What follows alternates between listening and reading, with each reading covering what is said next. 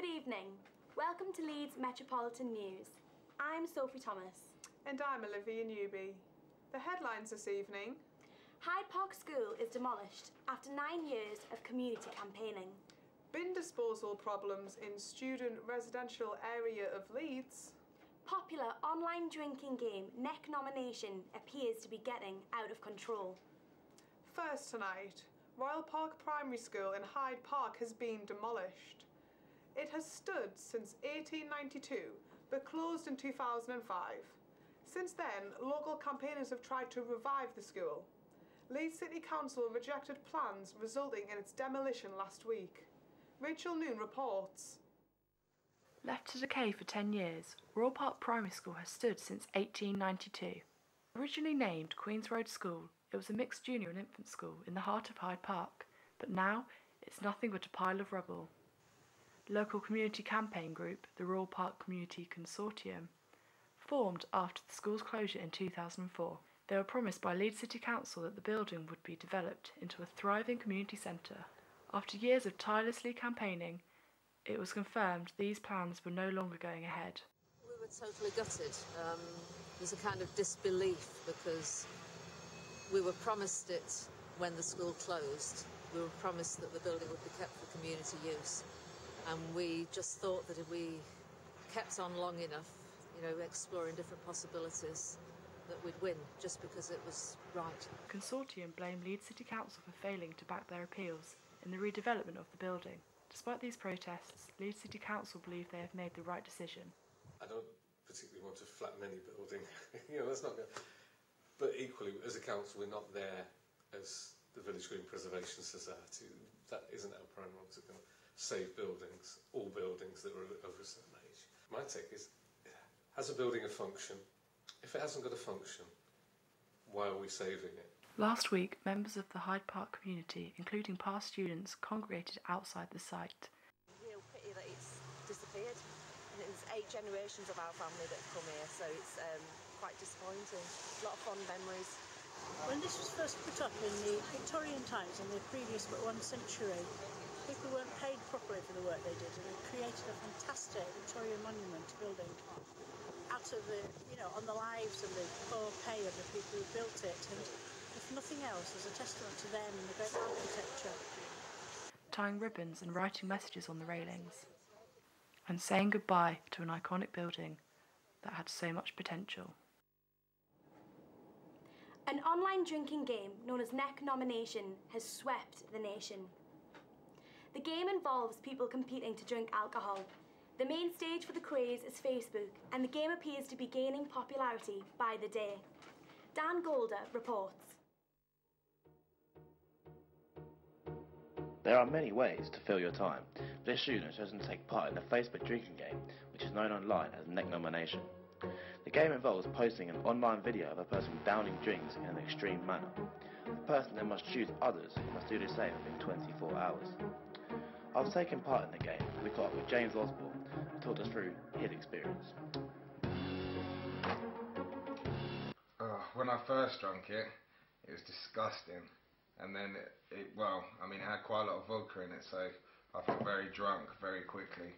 And I think I could taste the bleach in it, even though I've never had bleach before. It still didn't taste right. And then when I went to bed, can't actually even remember going to bed. And then just was bedridden for a good 3-4 days or something. I missed, that was on a Saturday. I missed Monday, Tuesday and Wednesday. I was just about ready to go to uni, but... So here is James' advice for all those that are chosen in the future. I might sound like a bit of a hypocrite, me doing myself, and as you can see how much I've done there. But if I was to give advice to anyone, I certainly wouldn't do it. Johnny Byrne is one of the 4 young men that have tragically lost their lives due to this game. Bearing this in mind, are people still willing to play? We asked the public. I think I would, yeah, because everyone else does it, but I wouldn't really do anything silly. Yeah, in my opinion, started off as a bit of a laugh, but now people are dying and stuff, it's just gone way out of hand. Yeah, I would do it, to be honest. I just think a few people have just been stupid. It's like anything, taking it too far, and put this big big deal about it being people dying and stuff, but it's not that bad really. So it would appear that people are still taking part in the game. This could be due to Facebook's failure to take down the videos from their site as they stand by their policy of openness. Although this craze appears to be coming to an end, the question is, how long will it be until another one arises? If so, how should it be dealt with?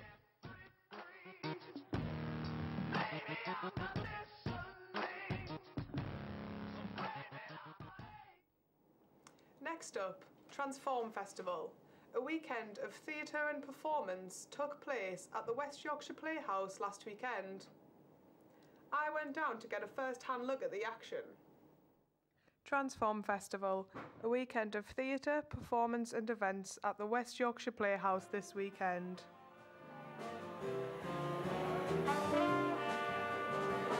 You can expect to see some really exciting shows. You can expect to get a sense of this festival experience. You'll be able to engage with a lot of performances along with the artists.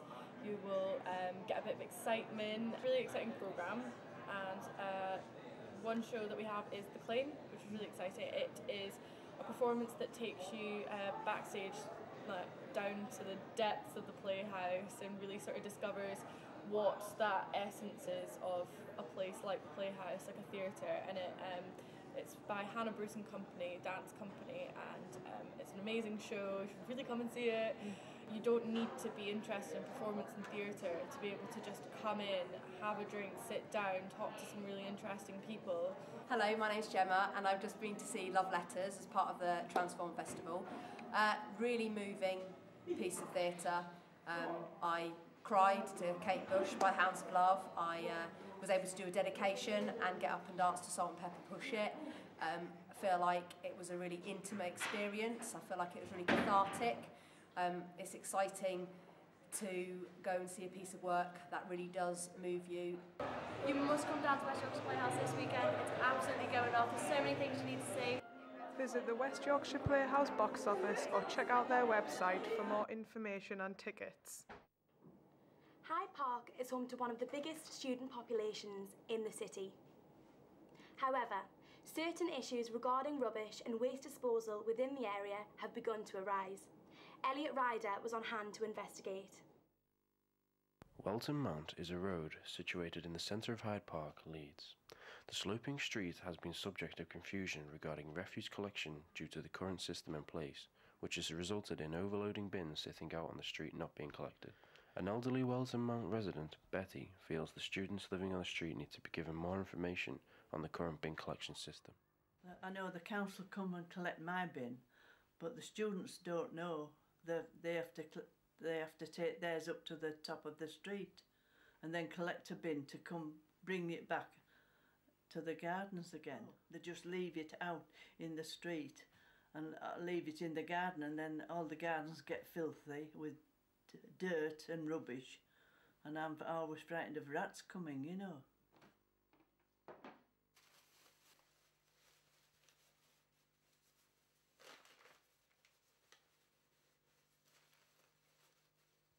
For Jack Renison and many of the other students living on Welton Mount, to avoid overloading the bin outside of houses, the procedure of taking your bin out includes pulling 1 or 2 council-provided wheelie bins to the top of the incline on the road, to await collection before bringing their bin back to their place of residence.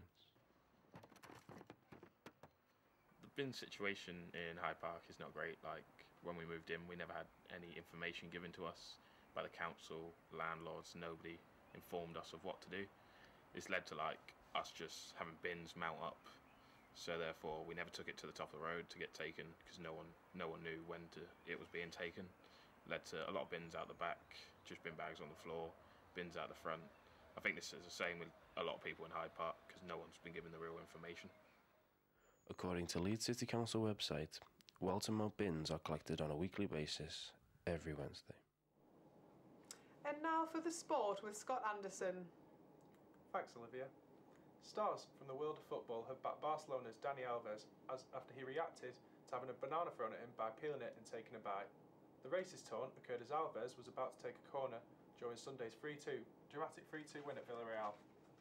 Manchester City's Sergio Aguero has displayed his solidarity by publishing a photo of him and Brazilian female player Marta eating bananas. Also, Kevin Phillips has announced his retirement after an illustrious career at the top flight of football. Wow, what an amazing career he had. Wish him all the best in the future. And now to Haworth, where local sculptor Craig Dyson plans to leave his and the community's mark on the Tour de France this summer. Craig plans to build a 6-foot sphere made entirely of 2p pieces that have been donated to him by the public. Joe Turton.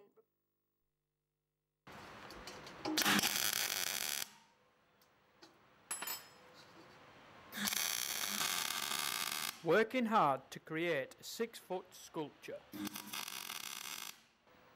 Craig Dyson of Haworth plans to build a 6-foot spherical sculpture made entirely from 2p pieces. Craig came up with the idea when he found out that the Tour de France would be passing through his village. I thought, well, what can I do to commemorate it? And I'll make a sculpture, it's what I do. But I actually thought, I want to do something big, something that's never been done before, and something that involves the community heavily. To help reach his target of 10,000 2p's, Craig has set up donation boxes around the area where people can drop off their 2p's and in turn become part of the project. You know, it resembles this massive community effort to create a bit of a legacy for such a great event coming to our village. Craig hopes to station the sculpture at the top of Bridge House Lane, the road that the riders will embark on in just under 3 months' time. It's right in the heart of Haworth. Behind us, the famous cobbles, Main Street. Down there's the centre of Haworth, and through the park's actually where my workshop is. So it means so much to me to actually have something in my village where I was born that will commemorate the Tour de France. Craig's sculpture will be finished by mid-June, when it will be on display for 4 weeks. Wow, what an original idea. Amazing idea. Hope it all goes well. That's all from us today. Yes, tune in tomorrow. We will be back with the latest news and sport across the region. Thanks for watching and good night.